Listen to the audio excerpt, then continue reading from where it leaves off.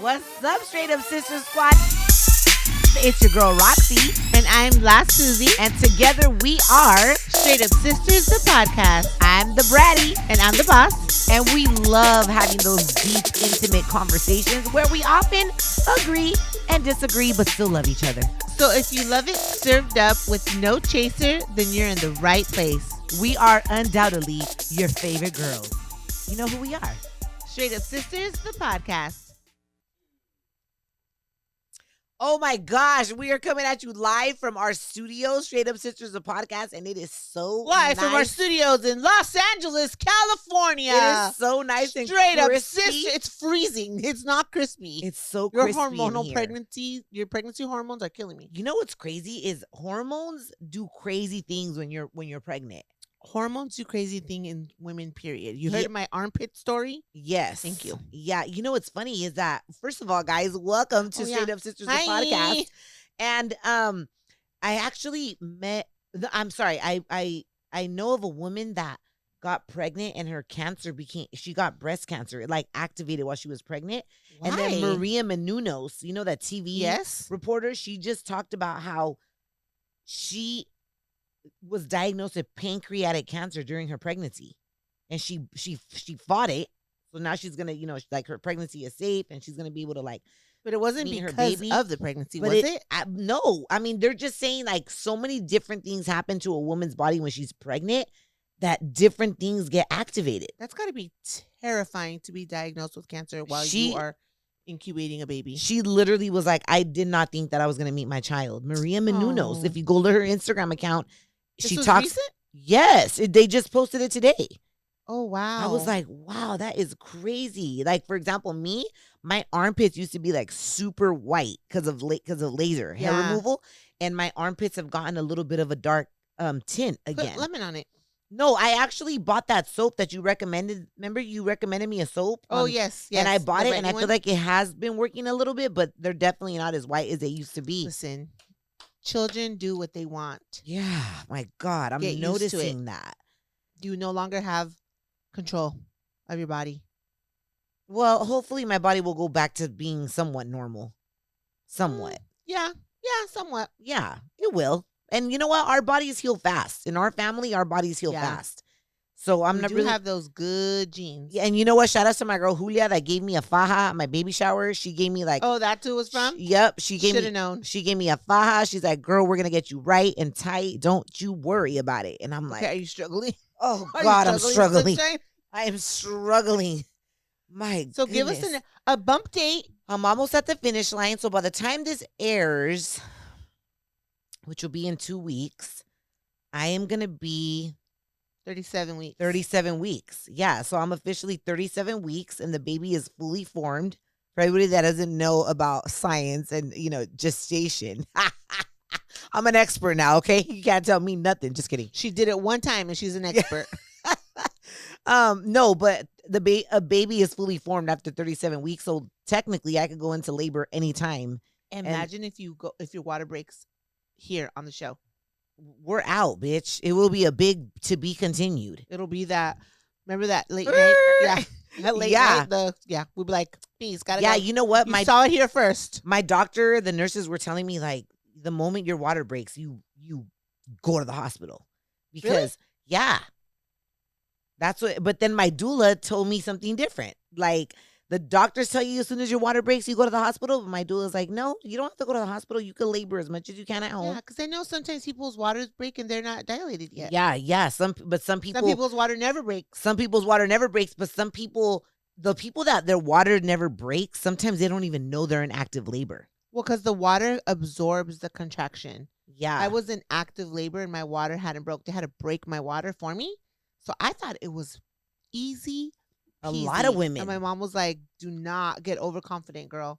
But I was like, look at the contractions. They're skyrocketing and I don't feel anything. Well, I didn't know that it was because my water was intact.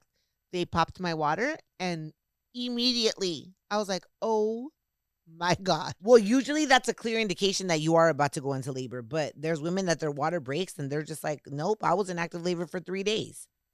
Oh, or 2 days. And it's just I think your mucus plug comes out first. Yeah. Did your mucus plug come out?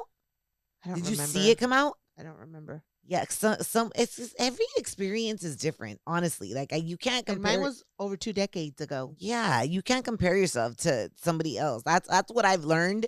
I don't compare myself to anybody else, period, but especially not in pregnancy because like for example, my cousin Alex at my baby shower, she's 24 weeks pregnant.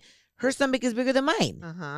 I was already at my baby shower almost 35 weeks and my stomach isn't that big. I didn't. Now I know how I carry a baby, but I also know that if I carry another one, it will be different. It will be different. Yeah. Like they asked Rihanna the other day on the carpet at the Met Gala, like, hey, Met Gala, how is everything going with this pregnancy? She's like, it's completely different. She's like, I don't have any cravings, but I'm have nausea like a mother, but I'm happy and I feel good and I feel energetic. She's like, completely different than my first one. I want because everybody's different. Yeah. And every baby is different. You're creating a whole different person. Yeah. So yeah, my bump date is that basically almost there. I could go into labor at any moment. Oh my God. Woo. Okay, rant or highlight. What am I doing today? I'm doing a highlight, but it's also a rant at the same time. So it's a hybrid. It's a hybrid. It's a highlight because I know I did the right thing, but it's a rant because I didn't want to do what I had to do. Right? So like my highlight is I neutered Chele. I finally got my miniature schnauzer fixed.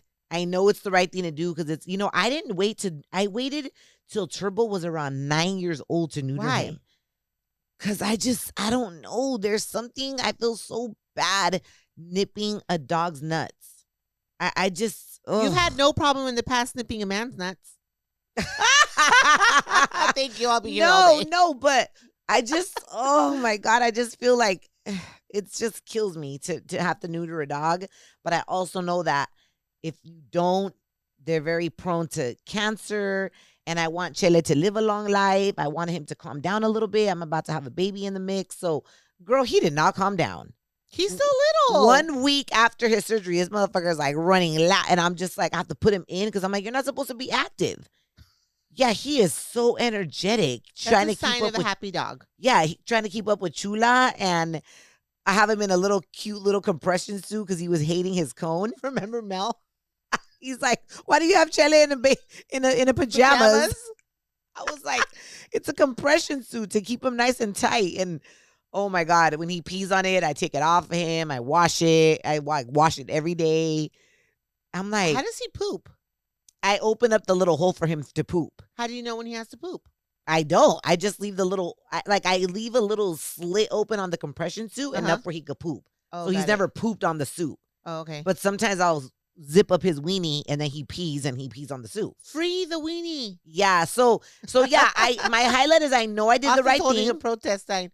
Free the weenie. Yeah. So I did the right thing. If you do have a dog out there and you're listening and you're not going to breed them, the right thing to do is to don't tell me twice. Neuter Fonzie them. got neutered a long time ago. How old was Fonzie? You're supposed to neuter them when they're little. Yeah, he was under 1. Yeah.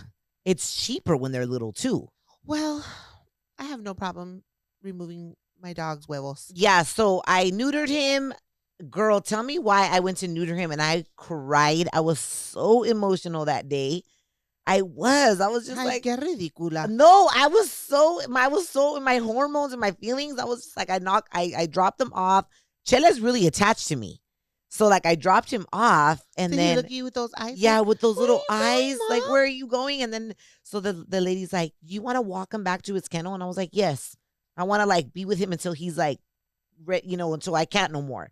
So I walk him back to the kennel. And my dogs are not used to being in kennels. They run free. They have a free life. And so I put him, and he's just like looking at me. And then I just look at him and fucking my tears started coming down. The vet tech was like, are you okay? I was like, I'm pregnant. I was like, everything makes me cry right now. I was like, and I'm not used to seeing my dogs in a kennel. She's like, I go, please take care of my. She's like, we got him. Chele was like, I'm locked up. They won't let me out. They won't let me out. That's how I felt. So yeah, they did blood work on him. Everything was fine. And then they did the neutering. And then I picked him up like at 6. And he was so like, he wasn't drugged up, but he was definitely. They're slow. Super slow. Yeah. Like he wasn't himself. And so he had that big ass cone. He kept on crashing into everything. And I was like, fuck this. I'm getting him a compression suit. Didn't you get him a donut first? First, I got him a donut, and then he figured out how to slip out of it. And then I was like, I'm getting him a compression suit. Like, I don't want him messing with his herida. So he's recuperating. He's doing really good. But, oh, it kills me to neuter a dog. But my highlight is I know it's the right thing to do, so I did it. Good. You know? I'm Finally. not breeding him with anybody. Is Chula spayed? Yeah. She's been fixed. Yeah. Yeah, I spaded her quickly. I don't even remember. See? Why you spayed her so fast? Because her somebody somebody offered to do it for me. And they took her, and like it was just like I didn't have to do it. So it was just easier for me. I guess because I had to take Chele. I don't know. It hurts me anytime I have a male dog, it hurts me when I have to neuter them. Oh, but it doesn't hurt you to have to neuter Again, her. Somebody took her to the vet for me. I didn't have to do it. If you needed me to. I know. I should have asked somebody. I was so emotionally caught up in that moment, but it was okay. That day was like the longest day. I couldn't pick him up till 6. Dang, that's a long time. Yeah, at 6 p.m. So you have seaweed on your mouth. Lick your lips. Now you freaking tell Let me see. It's I'm like hello, welcome to Straight Up Sister. Let me see. It's like right in the middle. People probably thought it was piercing. Let me see it, Austin. You're freaking looking at us. Let me see. Okay, it's gone. Austin, you gotta let us know this shit. Austin, he's like, I thought you have any got a seaweed new in my piercing. teeth? No. Okay. How's my posture, Austin?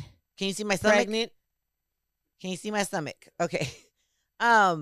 Yeah, so that's my highlight. I'm proud of myself. It was the longest day of life. I had a busy day that day too, but girl, I was counting down the hours. I was like, oh my God, it's 6.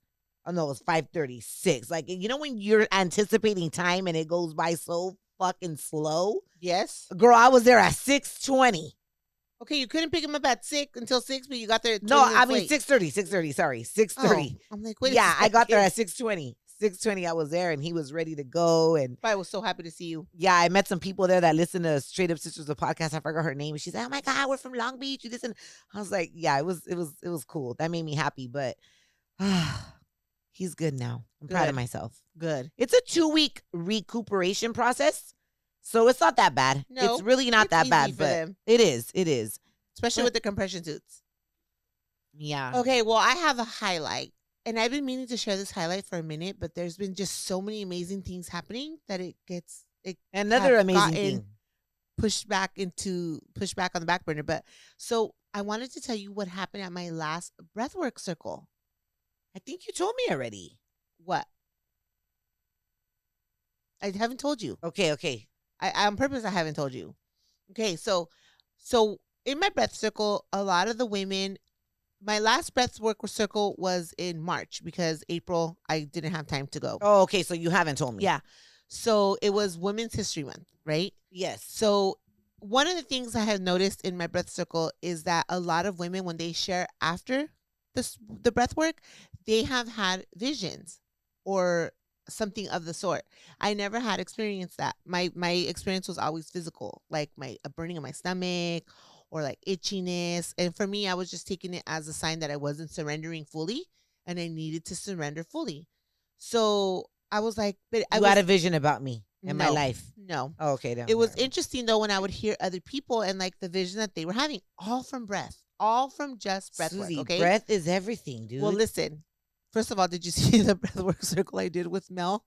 Oh my God, I was dying. I'll tell you the backstory on that one, but my God. let me tell you this first. Okay, Mel was taking that shit real serious. Oh my gosh. Was that like your highest viewed reel?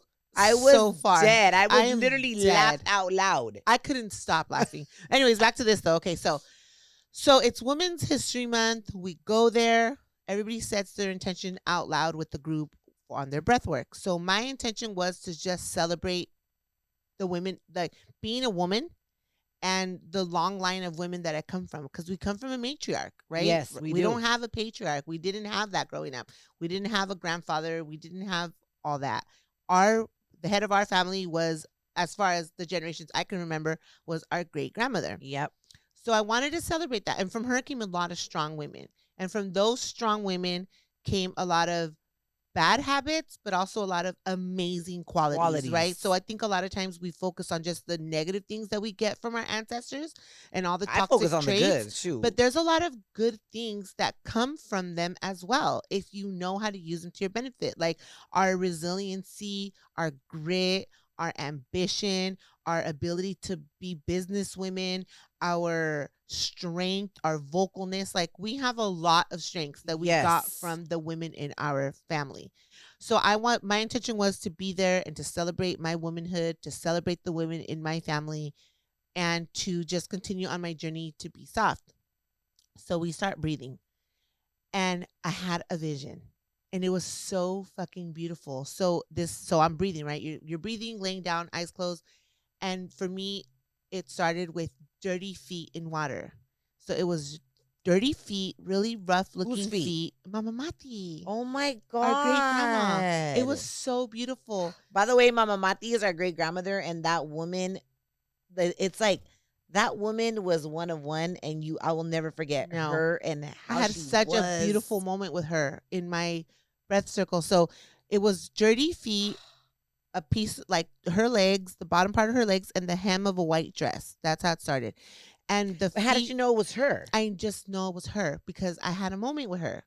So I knew it was her Wow. immediately. It was her energy for me, you know? So I'm breathing and I see her feet and I start to like have this vision. So her dirty, dirty, rugged feet were in crystal clear water. And the water was like washing her feet and washing her feet and making them clean and making them clean. So like I pan up and I can't see her face, but it's her in a white gown standing in this river and her feet are getting clean. And she gave me a hug and she said, "You are strong because I was strong." And that just made me start to cry because I was like, I know that I am strong because you were Oh strong. my God, bitch, you're gonna make me cry. It made me cry. I was bawling, like literally out loud in my circle. Like I was crying in my vision, but I was crying because she's like, "You are strong because I am strong." And she was so proud to say that to me. And I said, "And I'm so grateful for everything that you taught me, for all the strength that I have had this far because I've needed it." I said, "But guess what? We don't have to be strong anymore." I told her that and I gave her a hug. And she then started to cry too, but I couldn't see her face, but I could just feel her energies. Oh my And I said, God. "We don't have to be strong anymore. Like, we can be soft. Like, you can be soft. Like, you can rest. We don't have to be strong anymore." And we hugged each other, and then my vision was over. But I was like, "Oh my gosh," like I had a vision, and I had a vision of my matriarch because that was the intention of my circle, and I was able to give her back the gift of strength, but then I was able to give her The back the gift gift of of softness softness. because that is the mission that I am on, and she never had the opportunity to be soft. She had to be strong from jump. She had a really hard mom. She had a really hard marriage. She had to Wow. raise 5 kids by herself. She migrated to the United States and she came here as a immigrant. Like she never was able to be soft. And so I was able to give her the gift of softness and to release that need for her to be strong. It was the most beautiful moment. And it was on Women's History Month of all Oh months. my God. Susie needs a, can we get a napkin for Susie? Yeah, my makeup's probably Oh all my smeared. Wasn't God. that How beautiful? beautiful. Super beautiful. I've been wanting to share that, but we just got so caught up, and there's been so many other dope things happening that I didn't. But Yeah, it's amazing the beautiful things that come from breath. So like hypnotherapy, that technique that a lot of women are using now while like, you know, going into giving birth and labor is it that was basically it's a tackle. woman's ability to take herself into a very like hypnotic state of birthing where relaxation completely takes over their body. Mm-hmm. Believe it or not, it's not panic, it's not wherever you're having your kid, hospital, home, it's the breathing of, and it's a technique. And so yeah, I'm taking a hypnobirthing class. I don't think I'll learn all the techniques, but I feel like I know a lot of the techniques already because Yeah, I don't necessarily um lose my cool that quick. You know what I mean? I don't. Like I if I feel like anything is gonna change, I'm just like, oh my God, breathe it out, bitch. Like if I feel like I'm gonna snap, if I feel like I'm gonna have anxiety, I just go into my breathing. But it's like it's intentional breathing, and that's what breath circles are about. That's what breath work is about. It feels weird to breathe like like that. It doesn't, but and it doesn't. Like it doesn't anymore because we do that. But when you first start doing breath work, it does feel a little awkward because we're not used to breathing that way. It's new. It's funny because one of our listeners, her and her husband also traveled with me to Panama. Her name is Lucy, and she hit me up and she was like, "Hey, like, where do you do your breath circles?" So I gave her the information. She went with her husband, and they did a couple's breath circle together. And her and her husband send us on Fields to Love a DM. They were in tears. She was like, most people cry during breath work. She's like, "Thank you so much for this recommendation. Like, we had the most beautiful experience." I didn't even know that Jen did couples, which now I do know. And actually, I think though que la cagué for myself because of the exercise I try to do with Mel. Now I think it'll just be funny to me. I should have not done that, but my intention was, so I took what Lucy told me and the reaction her and her husband had, Robert, and I was like, "Babe, we should facilitate a breath circle with our couples here in Belize at one point and have them set an intention and just do like 10 minutes of breathing. I think it'll be super cool." He was like, "Okay, well, what does that look like?"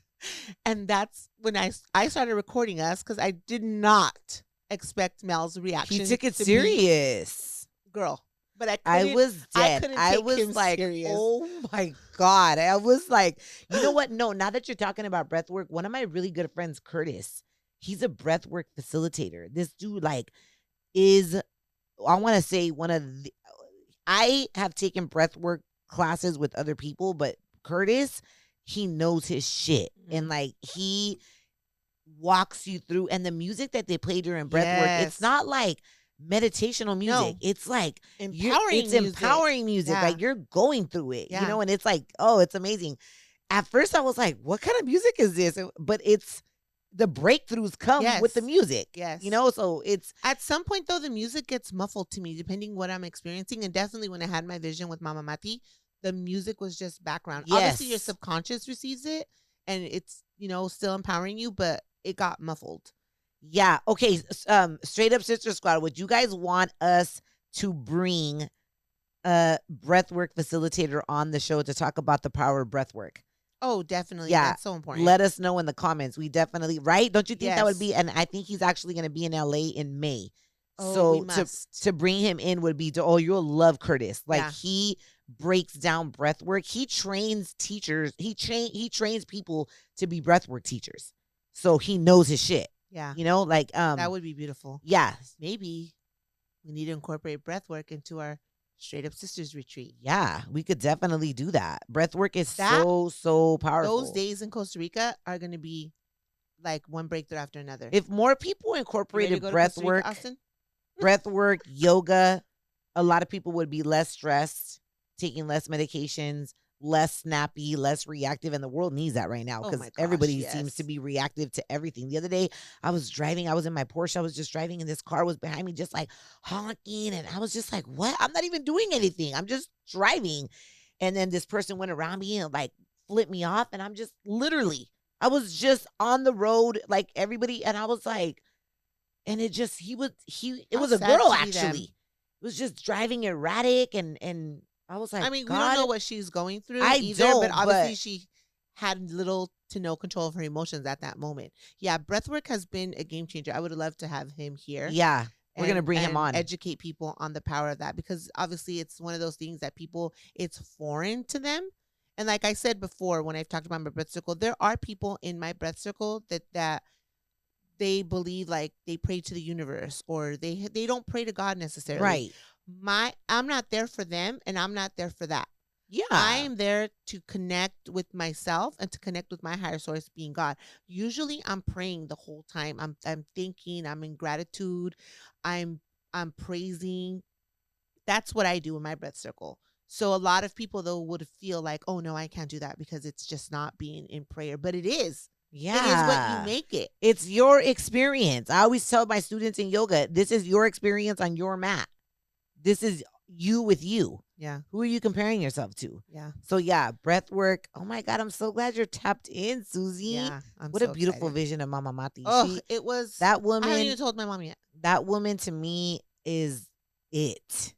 She's like somebody that inspires me. Yeah. Yeah. I loved it.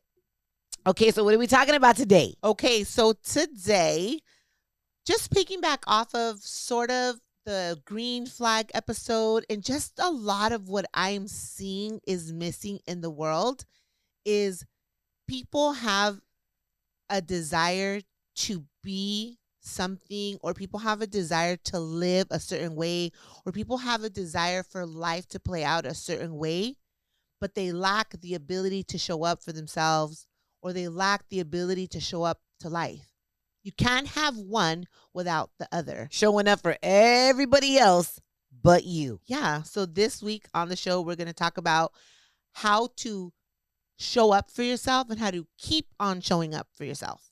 Yeah. Keep on showing up, honey. All right, y'all. Patreon, we're coming back with this amazing topic of conversation. I can't wait to get into it and motivate that ass to like. Seriously. It's not about showing up once for yourself. Like, what is that going to do? No, that's like literally like going to the gym one time and expecting results. And then getting mad. Constant. And then getting mad that you don't get them. Yeah. No. Or feeling sorry for yourself that you don't get them. God, like, that's what I'm feeling right now, and that's what I'm seeing. There's a lot of pity parties out there. Oh, God, I can't. There's a lot of woe is me's out there. There's a lot of I don't know how. There's too much of that. Too much of that. And I swear, if I can physically, tangibly reach out to everybody that reaches out to me with those stories and shake them, I would. Because if you're my follower, I know you've heard it more than once. Like, we need this to start sinking in. We need action on your part so that you start to produce the results that you want. It won't work without your part. It won't, but it won't work if you don't do the work. Yep. So we're going to talk about how to keep on showing up, how to show up and keep on showing up for yourself on the other side. Period.